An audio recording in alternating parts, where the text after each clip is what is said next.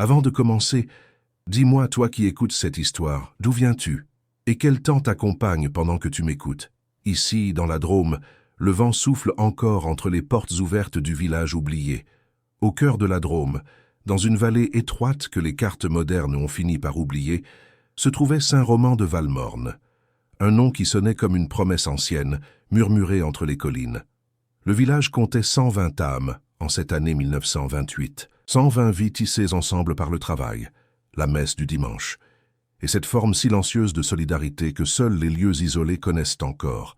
Les maisons étaient de pierre grise, taillées dans le calcaire local, leurs murs épais gardant la fraîcheur l'été et repoussant le froid l'hiver, serrées les unes contre les autres, comme pour se protéger du mistral qui descendait des montagnes avec une régularité implacable. Les toits de tuiles rouges, patinés par le temps et les intempéries, luisaient sous la pluie d'automne comme des écailles de poissons. Entre les maisons serpentèrent des ruelles si étroites qu'un homme aux larges épaules devait se mettre de côté pour y passer. Le sol était pavé de galets usés, polis par des générations de sabots et de charrettes. L'église dominait la place centrale.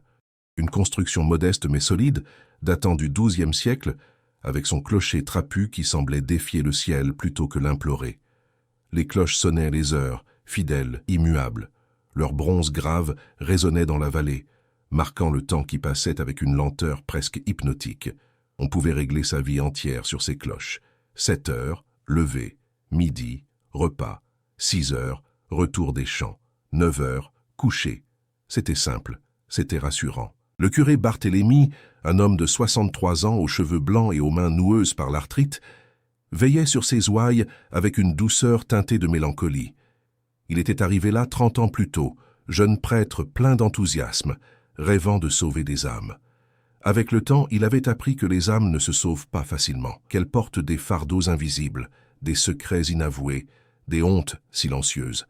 Il avait appris à écouter plus qu'à prêcher, à consoler plus qu'à juger. Ses homélies du dimanche étaient courtes, simples, presque banales. Il parlait de la terre, des saisons, du travail, de ce qui unissait les gens plutôt que de ce qui les divisait. La vie y était simple, ou du moins elle le paraissait. Les hommes cultivaient la lavande et le blé sur les terrasses escarpées qui grimpaient le long des collines. Les parcelles étaient petites, pierrailleuses, difficiles. Il fallait travailler dur pour en tirer quelque chose. L'été, les champs de lavande embaumaient la vallée entière d'un parfum entêtant, presque narcotique. Les femmes cousaient, cuisinaient, élevaient les enfants avec cette patience infinie que seules les mères de paysans possèdent. Elles tricotaient près du feu l'hiver, raccommodaient les vêtements usés, préparaient les conserves l'automne. Leurs mains étaient rugueuses, leur dos courbé, mais leur regard restait vif. Les enfants jouaient dans les ruelles étroites, leur rire résonnant contre les murs de pierre comme des échos venus d'un autre temps. Ils inventaient des jeux avec 3 fois rien, des cailloux, des bâtons, des chiffons. Ils couraient pieds nus l'été, malgré les remontrances de leur mère. Ils construisaient des cabanes dans les bois, pêchaient des écrevisses dans le ruisseau, volaient des cerises dans les vergers. C'était une enfance rude, mais libre. Une enfance qui ne reviendrait jamais. Il y avait le boulanger, M. Ferrand, un homme trapu et rougeaud, qui se levait chaque jour à 4 heures du matin pour pétrir sa pâte. Son pain croustillant embaumait le village dès l'aube, se mêlant aux odeurs de bois brûlé et de terre humide. Il avait une voix forte et un rire tonitruant. On l'entendait chanter des chansons grivoises en travaillant. Sa femme, plus discrète, vendait le pain en souriant peu. Ils avaient perdu 2 enfants en bas âge, et quelque chose s'était éteint en elle depuis. Il y avait la vieille Madame Colombe, qui vivait seule dans une maison au bout du village. On disait qu'elle lisait l'avenir dans les lignes des mains et qu'elle connaissait des remèdes pour tous les maux. On la consultait en secret la nuit tombée pour des affaires qu'on ne voulait pas confier aux médecins ou aux curés. Des femmes enceintes qui ne voulaient pas l'être, des hommes impuissants. Des jalousies amoureuses. Elle ne demandait rien en échange, juste un peu de respect et de silence. Elle avait des yeux gris acier qui semblaient voir à travers les gens. Il y avait aussi le maire, Édouard Vernet, un homme de 52 ans, grand et maigre, avec un visage sévère et des lunettes rondes qui lui donnaient l'air d'un instituteur sévère. Il tenait le registre municipal avec une rigueur presque obsessionnelle. Chaque naissance, chaque décès, chaque mariage était consigné de sa belle écriture penchée. Il était respecté, peut-être même craint. On ne le voyait jamais rire. Sa femme était morte en couche 10 ans plus tôt, et il vivait seul avec sa fille unique, Claire, une jeune femme de 20 ans au regard doux et aux gestes mesurés. Et puis il y avait les Dorlac, une famille discrète, installée dans une maison un peu à l'écart, près du cimetière. Henri Dorlac était forgeron. Un métier noble, ancien, nécessaire. Il réparait les outils, ferrait les chevaux, forgeait les grilles et les serrures. Son atelier résonnait du bruit métallique de l'enclume, des étincelles jaillissaient dans l'obscurité comme des lucioles de feu. C'était un homme taciturne, aux bras massifs et au regard fatigué. Il buvait un peu trop, surtout l'hiver. Sa femme, Marguerite, avait le regard toujours baissé. Elle parlait peu, se déplaçait sans bruit, comme si elle voulait se faire oublier. On disait qu'elle avait été belle autrefois, avant que la vie ne la fane. Leur fils unique, Mathieu, était un garçon de 12 ans aux yeux vifs et curieux, un enfant qui posait trop de questions, qui regardait trop longtemps, qui savait des choses qu'un enfant ne devrait pas savoir. Il n'était pas comme les autres enfants. Il ne jouait pas beaucoup. Il préférait observer. Il s'asseyait sur les murets, silencieux, et regardait les adultes vaquer à leurs occupations. Il avait un regard dérangeant, presque accusateur, comme s'il voyait à travers les apparences.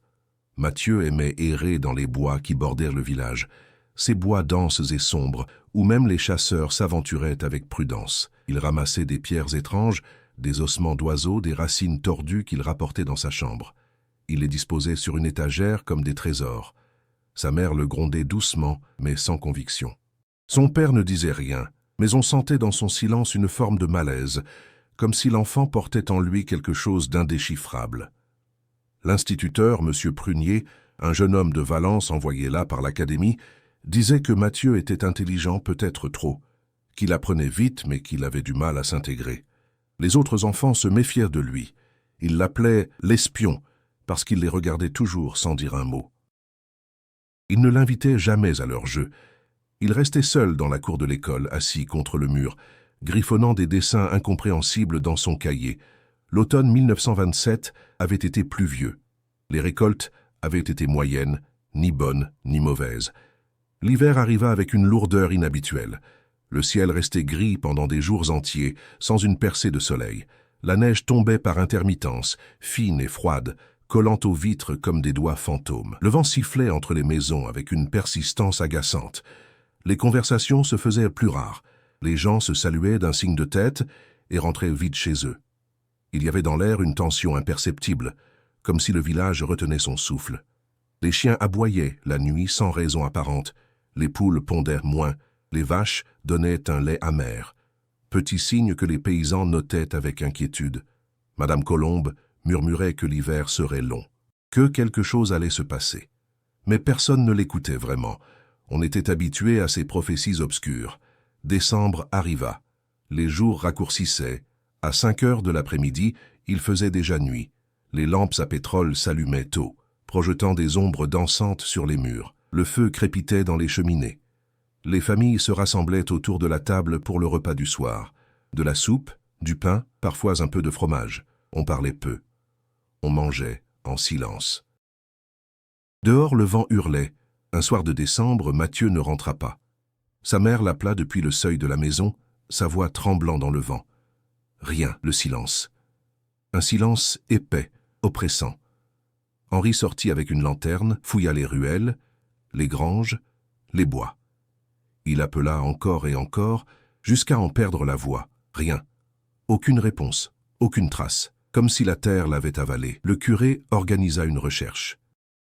Les hommes du village se rassemblèrent sur la place, emmitouflés dans leurs manteaux épais, des lanternes à la main. Ils parcoururent la vallée toute la nuit, fouillant chaque recoin, chaque cabane abandonnée, chaque grotte. Ils appelèrent le nom de l'enfant jusqu'à ce que leur gorge soit en feu. Mais le vent emportait leur voix, et la nuit restait silencieuse. Au matin, ils revinrent bredouilles, le visage creusé de fatigue. Henri s'effondra sur une chaise, la tête entre les mains. Marguerite ne pleurait pas. Elle restait debout près de la fenêtre, les yeux fixés sur la route, comme si elle attendait que son fils apparaisse au détour du chemin. Mais il ne vint pas, ni ce jour-là, ni les suivants. Les jours suivants furent étranges. Une atmosphère pesante s'installa sur le village. On parlait peu de l'enfant disparu, comme si prononcer son nom risquait de briser quelque chose de fragile. Les femmes détournèrent les yeux en croisant Marguerite.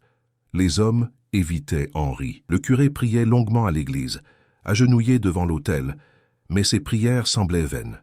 Le maire convoqua une réunion au conseil municipal, mais personne ne savait quoi dire, quoi faire. Henri travaillait sans relâche dans son atelier, frappant l'enclume avec une violence muette, comme s'il voulait assommer sa douleur à coups de marteau. Les étincelles jaillissaient dans l'obscurité.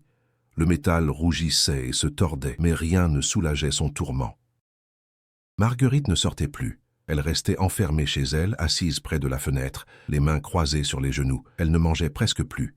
Elle maigrissait à vue d'œil. Ses yeux se creusaient. Sa peau prenait une teinte cireuse. Mais elle ne pleurait toujours pas, comme si les larmes étaient restées coincées quelque part à l'intérieur, empoisonnant son âme. Le village entier semblait figé dans une attente inexplicable. Comme si tout le monde savait quelque chose sans oser le dire, comme si un secret terrible pesait sur les consciences. Et puis vint cette nuit de janvier, une nuit sans lune, où le ciel était d'un noir d'encre. Le vent hurlait entre les collines avec une rage inhabituelle, arrachant les tuiles des toits, faisant claquer les volets. Une nuit où personne ne dormait vraiment, parce que le silence entre les rafales était trop lourd, trop dense, trop vivant. Une nuit où l'on avait l'impression que quelque chose allait arriver, quelque chose d'irréversible. Au matin, tout avait changé. Ce fut M. Ferrand qui découvrit le premier. Comme chaque jour depuis 30 ans, il descendit dans sa boulangerie avant l'aube, encore ensommeillé, la bougie à la main. Il poussa la porte de l'atelier et se figea. La porte était grande ouverte, pas entr'ouverte, grande ouverte, battant doucement dans le vent glacial. Le froid avait envahi la pièce. La pâte qu'il avait préparée la veille était gelée sur la table, dure comme de la pierre. La farine avait gelé dans les sacs. Les ustensiles étaient couverts de givre. Il resta immobile sur le seuil, le cœur battant à tout rompre. Quelqu'un était entré, ou quelqu'un était sorti. Mais pourquoi? Et qui? Il regarda autour de lui. Rien ne manquait. Rien n'était cassé. Juste cette porte ouverte, béante, comme une bouche muette. Il sortit dans la rue, et son sang se glaça. Toutes les portes du village étaient ouvertes. Chaque maison, chaque grange, chaque atelier. La porte de l'église elle-même bâillait dans le vent, révélant l'intérieur sombre et froid. Les volets claquaient. Les chiens n'aboyaient plus. Pas un bruit, pas un mouvement. Juste le vent qui sifflait entre les maisons comme un chant funèbre. Ferrand sentit la panique monter. Il appela. Sa voix résonna dans le vide. Personne ne répondit. Il courut jusqu'à la maison du maire. La porte était ouverte. Il entra. La table était mise. Le repas intact. La soupe figée dans les assiettes, le pain durci. Les chaises repoussées en désordre, comme si les convives s'étaient relevés brusquement. Les bougies éteintes depuis longtemps, la cire ayant coulé sur la nappe. Ferrand monta à l'étage. Les chambres étaient vides, les lits défaits, les draps en désordre, les armoires ouvertes, les vêtements éparpillés sur le sol, comme si quelqu'un avait cherché quelque chose en hâte, ou fui précipitamment. Mais pas un bruit, pas une présence. Il redescendit, le souffle court. Il entra chez les voisins. Même spectacle, maison après maison, les portes ouvertes, les intérieurs abandonnés, les affaires personnelles éparpillées, les repas inachevés, les feux éteints. Mais aucune trace de lutte, aucune trace de sang, aucune trace de violence. Juste ce sentiment oppressant d'abandon brutal. Il y avait quelque chose de profondément troublant dans ces scènes. Ce n'était pas le désordre d'un pillage ou d'une agression, c'était le désordre de la vie interrompue. Comme si les habitants avaient été happés en plein quotidien, arrachés à leur routine sans prévenir. Ferrand courut vers l'église, espérant trouver le curé Barthélemy. La porte était ouverte, comme toutes les autres. Il entra. L'intérieur était glacial, son souffle formait des nuages de vapeur. Les bancs étaient vides, l'autel nu, les cierges éteints.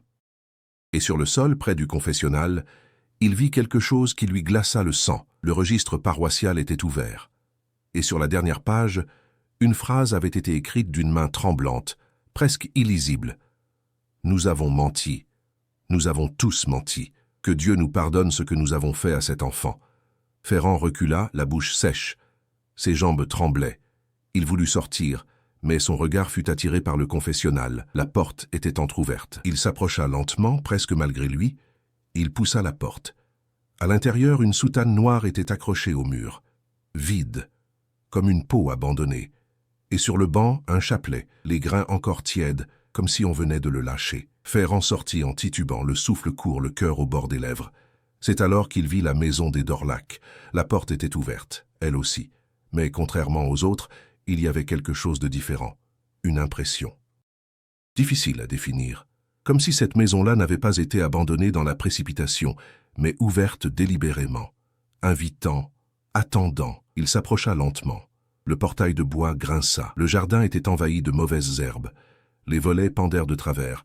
La porte bâillait, révélant l'intérieur sombre. Ferrand s'arrêta sur le seuil.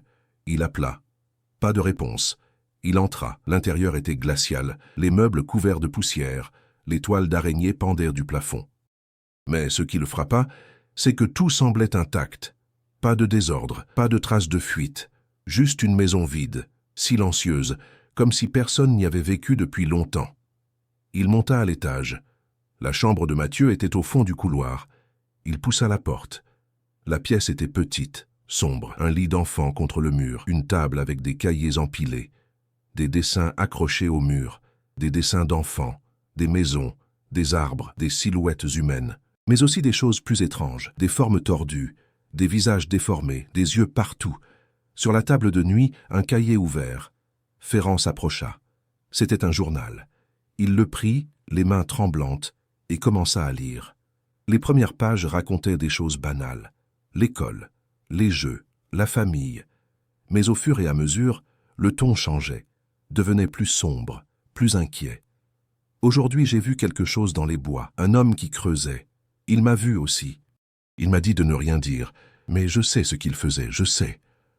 Maman pleure la nuit. Elle pense que je dors, mais je l'entends. Papa ne me regarde plus. Il a peur de moi. Le curé m'a demandé ce que j'avais vu. Je lui ai dit, il est devenu tout blanc. Il m'a dit que je devais me taire, que c'était pour le bien de tous. Mais comment peut-on se taire quand on sait? Ils disent que je mens, que j'invente des histoires. Mais je sais ce que j'ai vu, je sais. Ils vont venir me chercher, je le sais. Maman a dit qu'il fallait que je me taise. Mais je ne peux pas. C'est mal ce qu'ils ont fait. C'est mal. La dernière phrase était inachevée. Si quelqu'un trouve ce cahier, sachez que... Ferrand referma le cahier, les mains tremblantes. Il le glissa sous son manteau et sortit de la maison en courant. Il ne se retourna pas. Il descendit la route vers Valence, courant jusqu'à en perdre le souffle. Il ne s'arrêta qu'en arrivant à la gendarmerie. Les gendarmes montèrent le jour même. 3 hommes en uniforme, un brigadier et 2 jeunes recrues. Ils trouvèrent le village exactement comme Ferrand l'avait décrit.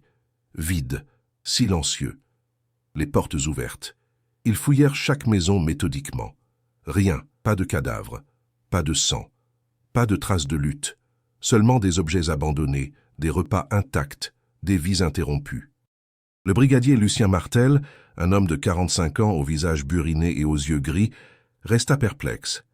Il avait vu beaucoup de choses dans sa carrière, des crimes passionnels, des vols, des accidents, mais jamais ça. Jamais une disparition collective aussi inexplicable. Il interrogea Ferrand pendant des heures. Le boulanger raconta tout, la nuit de vent, le matin, les portes ouvertes, le registre paroissial, le journal de l'enfant. Martel écouta en silence, prenant des notes. Puis il demanda « Où est ce journal ?» Ferrand le lui tendit. Martel le lut, le front plissé. Puis il le referma et dit « Il faut retrouver ce corps ». Martel décida de rester sur place. Il installa un campement sommaire dans la mairie, réquisitionna des couvertures et des provisions, et commença une investigation méthodique. Ses 2 adjoints fouillèrent les maisons pendant qu'il étudiait les documents administratifs. Ce qu'il découvrit le troubla profondément. Dans le bureau du maire Vernet, il trouva une correspondance volumineuse. Des lettres adressées à la préfecture jamais envoyées. Elles parlaient de tensions croissantes, de rumeurs dangereuses, de nécessité de maintenir l'ordre, mais elle ne mentionnait jamais clairement de quoi il s'agissait, comme si Vernet lui-même n'osait pas mettre des mots sur ce qui se passait, ou comme s'il voulait garder une trace sans vraiment dénoncer. Une lettre en particulier attira son attention. Datée du 15 décembre 1927, 2 semaines avant la disparition de Mathieu. « Monsieur le préfet, je me dois de vous informer d'une situation délicate qui se développe dans notre commune. Un enfant du village pose des questions embarrassantes concernant certaines transactions foncières effectuées il y a quelques années. Les familles concernées sont inquiètes. Je crains que si cette affaire venait à être connue publiquement, elle ne cause un scandale préjudiciable à notre région. Je sollicite votre conseil sur la marche à suivre. » La lettre n'avait jamais été envoyée. Martel fouilla plus loin. Il trouva des registres fonciers, des actes de vente, des documents notariés. Il comprit progressivement. Des terres avaient changé de main. Des petites parcelles, appartenant à des familles modestes, avaient été rachetées à bas prix par quelques notables du village. Le maire, le curé, quelques fermiers aisés. Les transactions étaient légales en apparence. Mais en creusant, Martel découvrit des irrégularités, des signatures douteuses, des témoins complaisants, des pressions exercées. Ce n'était pas un crime énorme, juste de la corruption ordinaire, le genre de choses qui se passaient dans tous les villages de France. Mais suffisant pour ruiner des réputations, suffisant pour envoyer quelques hommes en prison. Et Mathieu d'Orlac avait découvert quelque chose, peut-être par hasard. Peut-être en fouillant dans les papiers de son père, qui avait été lésé dans une de ces transactions, et l'enfant, dans sa naïveté, avait voulu que justice soit faite. Martel passa ensuite au presbytère. Il hésita longtemps avant d'entrer. Violer un lieu sacré lui répugnait, mais il n'avait pas le choix. Il poussa la porte. L'intérieur sentait le renfermer. La poussière dansait dans les raies de lumière. Il fouilla méthodiquement les armoires, les tiroirs, les coffres. Et là, dans une cage dissimulée derrière un crucifix, il trouva un paquet de lettres attachées par un ruban noir, des lettres échangées entre le curé Barthélemy, le maire Vernet et plusieurs notables du village. Des lettres datées de décembre 1927 à janvier 1928. Martel s'assit sur un banc et commença à lire. Au fur et à mesure, son visage se décomposait. La première lettre était du curé, adressée au maire. « Mon cher Édouard, l'enfant d'Orlac est venu me voir hier. Il m'a parlé des terres. Il sait. Je ne sais pas comment, mais il sait. Il m'a dit qu'il allait tout raconter. J'ai essayé de le raisonner, mais il est têtu. Que devons-nous faire ?» La réponse du maire: « Mon cher Barthélemy, il faut faire taire cet enfant, par la douceur si possible, par d'autres moyens si nécessaire. Nos familles, nos réputations, nos vies en dépendent. Convoquons une réunion. » Une autre lettre, datée du 18 décembre, la réunion d'hier soir a été houleuse. Certains proposent de parler franchement aux parents. D'autres pensent qu'il faut éloigner l'enfant du village. Mais comment? Et pour combien de temps? Nous devons trouver une solution rapide. Puis une lettre du 20 décembre. Nous avons décidé. L'enfant sera emmené dans la cabane de chasse, celle de Mourier, dans les bois, juste quelques jours, le temps qu'il comprenne qu'il doit se taire. Le temps que les choses se calment. Mourier, Giraud et Valentin s'en chargeront.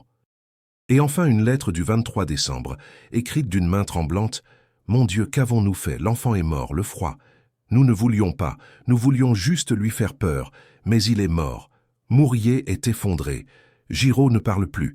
Valentin a bu toute la nuit. Nous avons enterré le corps dans les bois. Personne ne doit savoir. Jamais. » Martel referma les lettres, le cœur lourd. Il resta longtemps assis dans le silence du presbytère, essayant de digérer ce qu'il venait de lire. Ces hommes n'étaient pas des monstres, c'étaient des gens ordinaires, des pères de famille, des piliers de la communauté. Mais la peur, la honte, l'orgueil les avaient poussés à commettre l'irréparable. Et après? Que s'était-il passé après? Martel retourna fouiller les maisons. Il chercha d'autres indices, d'autres lettres, d'autres témoignages. Et lentement, il reconstitua le puzzle. Après la mort de Mathieu, le village avait vécu dans un silence étouffant. Personne n'osait parler. Personne n'osait se regarder en face. Les femmes qui n'avaient rien fait se sentaient coupables de ne rien avoir empêché. Les hommes qui n'avaient pas participé se sentaient complices par leur silence. Et ceux qui avaient participé directement étaient rongés de l'intérieur. Marguerite d'Orlac attendait le retour de son fils. Elle ne savait rien officiellement, mais elle sentait. Les mères sentent toujours. Henri, lui, avait compris dès le premier jour. Il connaissait les hommes du village. Il avait vu leurs regards fuyants, leurs silences embarrassés. Et une nuit, ivre de chagrin et de colère, il était allé voir Mourier. Martel trouva trace de cette confrontation dans le journal personnel de Mourier, découvert dans sa maison. 5 janvier 1928. Henri d'Orlac est venu cette nuit. Il sait. Je le vois dans ses yeux. Il m'a demandé où était son fils. J'ai nié. Mais ma voix tremblait. Il m'a attrapé par le col. Il m'a secoué. Il m'a dit « Dis-moi où il est ou je te tue ». J'ai craqué, je lui ai dit, pour les bois, pour la cabane, pour le froid. Il m'a lâché, il est parti en courant. Je ne l'ai jamais revu. Henri était allé dans les bois. Il avait trouvé la cabane. Il avait trouvé le corps de son fils, recroquevillé dans un coin, gelé, les yeux ouverts. Il l'avait pris dans ses bras. Il l'avait serré contre lui, et il avait pleuré. Pleuré comme il n'avait jamais pleuré de sa vie. Puis il était rentré au village, et il n'avait rien dit, pas un mot. Il était retourné dans son atelier et avait continué à travailler, mais quelque chose s'était brisé en lui. Quelque chose d'irréparable. Les jours avaient repassé. L'ambiance du village devenait de plus en plus pesante. Les gens évitaient de se croiser, les conversations se limitaient au strict nécessaire. La messe du dimanche se déroulait dans un silence glacial. Le curé Barthélemy prononçait ses homélies d'une voix blanche, les yeux baissés, incapable de regarder ses paroissiens en face. Et puis, il y avait eu cette nuit de janvier où tout avait basculé. Martel trouva un dernier document dans la mairie. Un témoignage griffonné à la hâte sur une feuille volante, sans signature, sans date précise. Juste quelques lignes tremblantes. Je ne peux plus. Nous ne pouvons plus. Le poids de ce que nous avons fait nous écrase. Nous voyons le visage de cet enfant partout, dans les ombres, dans les reflets, dans nos rêves. Nous ne dormons plus. Nous ne mangeons plus. Nous ne vivons plus. Nous sommes déjà morts. Alors nous partons, chacun de notre côté. Nous ne voulons plus nous voir. Nous ne voulons plus vivre ensemble. Nous ouvrons nos portes et nous nous en allons. Que le village reste vide, qu'il devienne le tombeau de notre honte. Martel comprit alors. La fuite collective n'avait pas été planifiée. Elle avait été spontanée, presque organique, comme si le village entier avait atteint un point de rupture. Cette nuit-là, quelqu'un avait ouvert sa porte et était parti. Peut-être Henri d'Orlac, incapable de supporter plus longtemps la vue de ces hommes qui avaient tué son fils, et les autres avaient suivi, un par un, maison par maison, ouvrant leurs portes et s'en allant dans la nuit, sans direction, sans plan, juste le besoin désespéré de fuir. Certains étaient probablement partis vers le sud, d'autres vers le nord. Certains avaient peut-être changé de nom, recommencé leur vie ailleurs, d'autres s'étaient peut-être suicidés dans les bois, on ne saurait jamais. Martel organisa des recherches dans les forêts environnantes. On retrouva quelques corps, 3 hommes pendus à des arbres, une femme noyée dans le ruisseau, un vieil homme mort de froid près d'une route, mais la plupart restèrent introuvables, évaporés. Quant au corps de Mathieu, Martel ne le trouva jamais. Il fouilla les bois pendant des semaines. Il interrogea les bûcherons, les chasseurs, tous ceux qui connaissèrent la région, mais personne ne savait où se trouvait cette fameuse cabane, ou peut-être que personne ne voulait le dire. Martel finit par abandonner. Il rédigea un rapport sobre et factuel.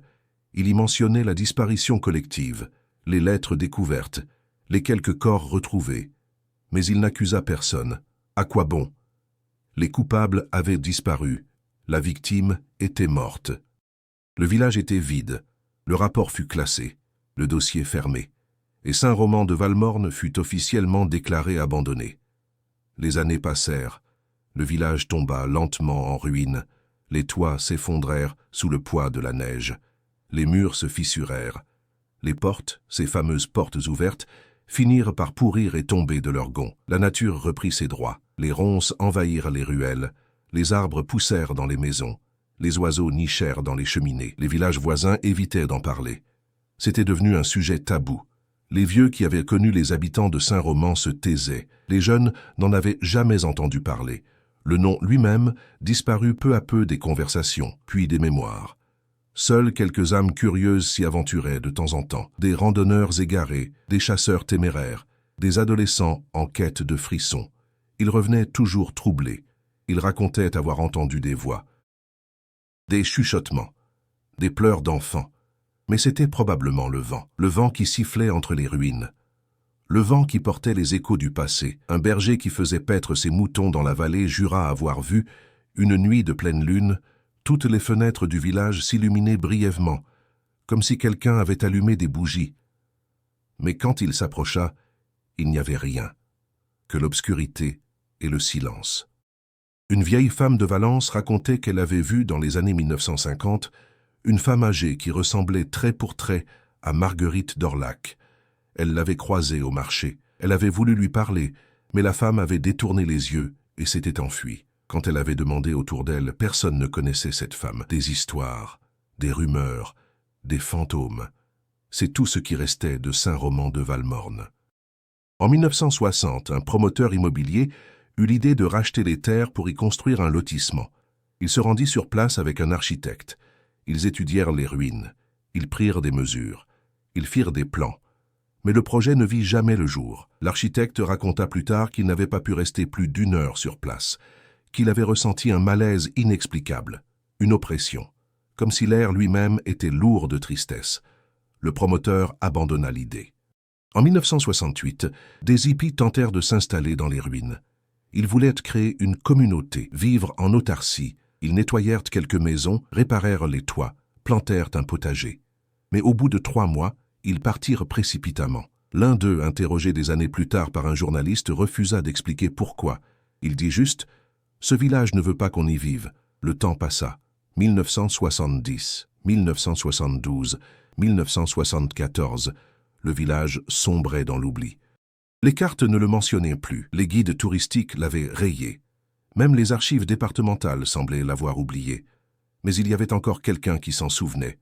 Un homme, un historien. Lucien Auberive. Lucien Auberive avait 42 ans en 1974. Professeur d'histoire au lycée de Valence, passionné par les petites communautés rurales disparues, il consacrait ses week-ends et ses vacances à fouiller les archives, à interviewer les vieux, à reconstituer le passé oublié. Un jour, en feuilletant les registres des villages abandonnés, il tomba sur une mention de Saint-Roman-de-Valmorne. Juste une ligne. Village déserté en 1928. Cause inconnue. Intrigué, il creusa. Il trouva le rapport de Martel, enfoui dans un carton poussiéreux. Il le lut avec fascination, puis il décida d'aller voir sur place.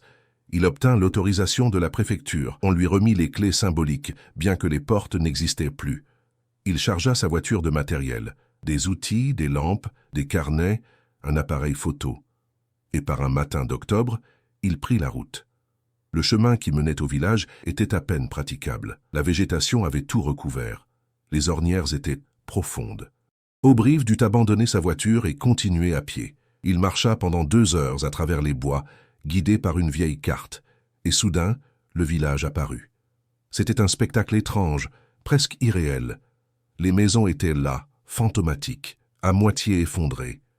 Les murs de pierre tenaient encore, mais les toits avaient disparu. Les fenêtres n'étaient plus que des trous noirs. Les ronces avaient envahi les ruelles, formant des enchevêtrements impénétrables. Le clocher de l'église tenait toujours, dressé vers le ciel comme un doigt accusateur. Auberive s'approcha lentement, le cœur battant. Il avait l'impression d'entrer dans un autre monde. Un monde figé dans le temps, un monde mort. Il installa son campement dans la mairie, le seul bâtiment encore à peu près intact. Il déploya son sac de couchage sur le sol poussiéreux. Il alluma une lanterne à gaz et il commença ses recherches. Pendant des jours, il fouilla méthodiquement chaque maison. Il photographia tout, les murs, les objets abandonnés, les graffitis, les inscriptions. Il recueillit des lettres, des journaux intimes, des registres. Il reconstitua peu à peu l'histoire du village. Il retrouva le journal de Mathieu d'Orlac, miraculeusement préservé dans une boîte métallique. Il pleura en le lisant. Il retrouva les lettres du curé et du maire. Il sentit la nausée monter. Il retrouva des photos de famille, des visages souriants, des enfants jouant. Une vie normale, banale, ordinaire, et puis plus rien. Mais ce qui le troubla le plus, ce fut ce qu'il ressentit. Une présence, diffuse, omniprésente, comme si le village lui-même était vivant, comme s'il l'observait. Il ne croyait pas aux fantômes, il était un homme de raison, mais il ne pouvait nier ce qu'il ressentait. La nuit, il entendait des bruits, des craquements, des chuchotements. Le vent, se disait-il. Mais parfois, il aurait juré entendre des voix, des conversations lointaines, des rires d'enfants. Il sortait avec sa lampe, rien. Que l'obscurité et le silence. Un soir, alors qu'il lisait à la lueur de sa lanterne, il entendit distinctement une porte claquer. Pas une porte qui tombe. Non, une porte qu'on ferme. Il se leva d'un bond. Il sortit. Le vent était tombé. La nuit était calme. Aucune porte ne tenait encore. Il se rassit, troublé. Il nota dans son carnet « Impression subjective, fatigue probable ». Mais il ne dormit pas de la nuit. Le lendemain, il décida d'explorer l'église plus en profondeur. Il avait remarqué que le sol de la nef semblait irrégulier, comme si quelque chose se cachait dessous. Il souleva une dalle fissurée. Elle bougea plus facilement que prévu. En dessous, un escalier de pierre descendait dans l'obscurité. Auberive hésita, puis il prit sa lampe et descendit. C'était un caveau, petit, bas de plafond. L'air était vicié. Des toiles d'araignée pendaient partout. Et là, dans un coin, enveloppé dans un linceul de toile pourrie, un petit squelette. Auberive s'agenouilla. Il examina les restes avec précaution. Un enfant, environ 12 ans, à côté du corps, des objets. Un cahier, des pierres, un couteau de poche. Les affaires de Mathieu d'Orlac. Auberive sentit les larmes monter. Quelqu'un avait ramené le corps ici. Quelqu'un l'avait enterré dans l'église. Peut-être Henri. Peut-être le curé. Peut-être tous ensemble, dans un dernier geste de rédemption. Il remonta à la surface, bouleversé. Il prit son appareil photo et redescendit. Il photographia tout. Il remonta le cahier, les objets. Puis il replaça la dalle et sortit de l'église. Il fit venir les autorités. Une équipe de gendarmes arriva 2 jours plus tard. On identifia officiellement les restes comme ceux de Mathieu d'Orlac. On les transféra au cimetière de Valence pour une inhumation décente. Auberive resta sur place encore une semaine. Il finalisa ses recherches. Il organisa ses notes. Il savait qu'il tenait là une histoire extraordinaire. Une histoire tragique, certes, mais importante. Une histoire qui devait être racontée. Il rentra à Valence et passa les mois suivants à rédiger un rapport détaillé. Il le publia dans une revue historique régionale sous le titre « Saint-Roman de Valmorne, anatomie d'une disparition collective ». Le rapport fit peu de bruit, quelques historiens le lurent, quelques journalistes en parlèrent brièvement. Mais le grand public ne s'y intéressa guère. C'était une histoire triste, lointaine, sans happy end, juste la chronique d'une petite communauté qui avait sombré dans la culpabilité et la honte. Auberive retourna plusieurs fois sur place dans les années suivantes. Il aimait marcher dans les ruines, s'asseoir sur les murs effondrés, écouter le vent. Il avait l'impression que le village lui parlait, qu'il lui confiait ses secrets, ses regrets, sa douleur. Et puis, en 1976, il reçut cette lettre. La lettre était courte, écrite d'une main tremblante sur un papier jauni. « Monsieur Auberive, j'ai lu votre article sur Saint-Roman de Valmorne. Je suis Marguerite d'Orlac, la mère de Mathieu. Je vis à Lyon, dans une maison de retraite. Je voudrais vous parler avant de mourir. S'il vous plaît, venez. » Auberive sentit son cœur s'emballer. Il prit le premier train pour Lyon. Il arriva à la maison de retraite en fin d'après-midi. Une infirmière le conduisit à la chambre de Marguerite. C'était une petite pièce lumineuse donnant sur un jardin. Marguerite était assise dans un fauteuil près de la fenêtre. Elle avait 87 ans. Son visage était creusé de rides profondes. Ses mains tremblaient, mais ses yeux étaient vifs, clairs, presque transparents. Auberive s'assit près d'elle. Il posa son magnétophone sur la table de nuit. Elle acquiesça, et elle commença à parler. Sa voix était faible mais ferme. Les mots sortaient lentement, douloureusement, comme des pierres qu'on arrache du sol. Elle raconta son enfance, son mariage avec Henri, la naissance de Mathieu, la vie simple au village, puis les soupçons, les murmures, la peur qui grandissait. Elle raconta la nuit où ils étaient venus chercher Mathieu, 3 hommes, Mourier, Giraud, Valentin. Ils avaient dit qu'ils voulaient juste lui parler, juste lui expliquer. Henri avait hésité, mais Marguerite avait supplié. Elle avait senti que quelque chose n'allait pas, mais Henri avait cédé. Il pensait que c'était la meilleure solution, que tout rentrerait dans l'ordre. Mathieu était parti avec eux. Il se retournait en marchant. Il regardait sa mère. Il avait peur. Elle le voyait dans ses yeux, mais elle n'avait rien fait. Elle était restée plantée là, sur le seuil, à regarder son fils s'éloigner dans la nuit. Elle ne l'avait jamais revu. Les jours avaient passé. Elle attendait. Elle priait. Elle scrutait la route, mais personne ne revenait. Henri était devenu comme fou. Il ne dormait plus, il ne mangeait plus. Il passait ses nuits dans son atelier à frapper l'enclume, à hurler, à pleurer. Et puis, une nuit, il était parti dans les bois. Marguerite avait su. Elle avait su qu'il allait chercher leur fils. Elle l'avait suivi de loin, une lanterne à la main. Elle l'avait vu entrer dans une vieille cabane. Elle l'avait entendu crier. Un cri déchirant. Un cri qui résonnait encore dans sa tête 50 ans plus tard. Elle était entrée et elle avait vu son petit garçon, recroquevillé, gelé, mort. Henri l'avait pris dans ses bras. Il pleurait. Il disait « Pardonne-moi, pardonne-moi ». Marguerite était restée debout, figée, incapable de bouger, incapable de pleurer, comme si quelque chose s'était brisé en elle, quelque chose d'irréparable. Ils avaient ramené le corps au village, en pleine nuit, sans que personne ne les voie. Ils l'avaient caché dans le caveau de l'église. Henri avait dit « Il doit reposer en terre consacrée ». Puis ils étaient rentrés chez eux, et ils n'avaient plus jamais parlé de cette nuit. Les semaines avaient passé. Marguerite vivait comme un automate. Elle faisait les gestes. Elle préparait les repas. Elle nettoyait la maison. Mais elle était morte à l'intérieur. Henri aussi. Et puis était venue cette nuit de janvier. Cette nuit où tout avait basculé. Henri s'était levé brusquement. Il avait ouvert toutes les portes de la maison. Il était sorti dans la rue en hurlant « Nous sommes tous coupables, tous! Nous avons tué un enfant, nous méritons l'enfer !» Marguerite l'avait suivi. Elle avait vu d'autres portes s'ouvrir, d'autres habitants sortir. Certains pleuraient, d'autres restaient silencieux. Ils marchaient comme des somnambules. Ils quittèrent le village, chacun de son côté, sans se parler, sans se regarder, comme si un pacte silencieux les liait tous. Marguerite avait marché pendant des jours. Elle ne savait pas où elle allait. Elle marchait, pour fuir, pour oublier. Elle avait changé de nom, trouvé du travail comme couturière à Lyon. Elle s'était cachée. Elle n'était jamais revenue. Elle avait vécu ses 50 années dans le silence. Elle n'avait jamais parlé à personne. Elle avait gardé ce poids en elle, ce poids écrasant, cette culpabilité, cette honte d'avoir laissé partir son fils, de ne pas l'avoir protégé, d'avoir survécu alors que lui était mort. Auberive écoutait en silence, les larmes coulant sur ses joues. Quand elle eut fini, il demanda doucement « Pourquoi avoir attendu si longtemps pour parler ?» Marguerite le regarda avec des yeux vides. Sa voix n'était plus qu'un murmure. « Parce que la honte est plus forte que la vérité, parce que j'avais peur, peur du jugement, peur de revivre cette nuit. Mais maintenant je vais mourir, et je ne veux pas emporter ce secret dans ma tombe. Je veux que les gens sachent, je veux qu'ils sachent ce que le silence peut faire, ce que la peur peut faire. » Elle prit la main d'Auberive. Sa peau était froide, parcheminée. « Racontez cette histoire, racontez-la pour que mon fils ne soit pas mort pour rien, pour que les gens comprennent, pour que ça ne se reproduise plus. » Auberive serra sa main. Il promit. Marguerite d'Orlac mourut 3 jours plus tard, paisiblement, dans son sommeil.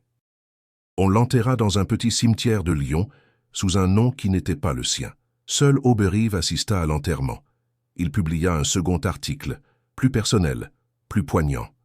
Il y racontait la confession de Marguerite, la fuite collective, la culpabilité qui avait détruit tout un village.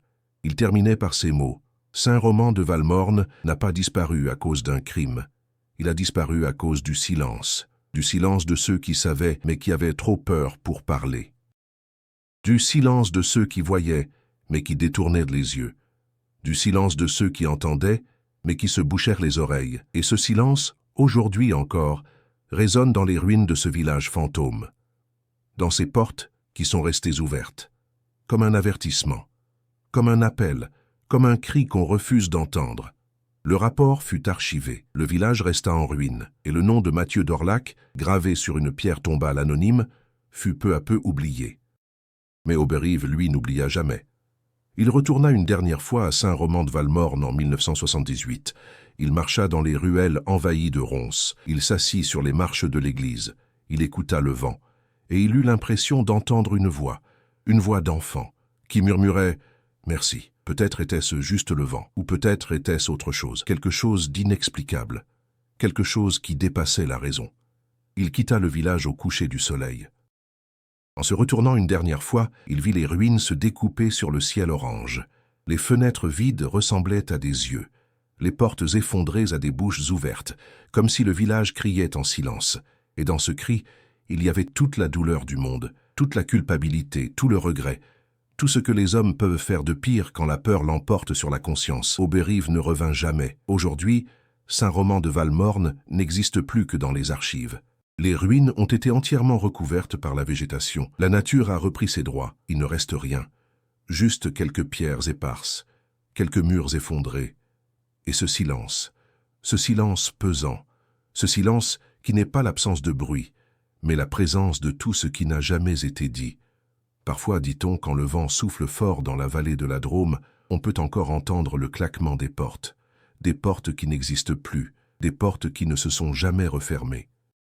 Certains disent que c'est juste le vent, d'autres affirment que c'est le village qui attend que quelqu'un vienne, que quelqu'un se souvienne, que quelqu'un dise enfin la vérité, car les portes sont restées ouvertes, pas pour laisser entrer, mais pour laisser sortir, pour laisser s'échapper la culpabilité, la honte, le remords, tout ce que les habitants avaient gardé enfermé trop longtemps.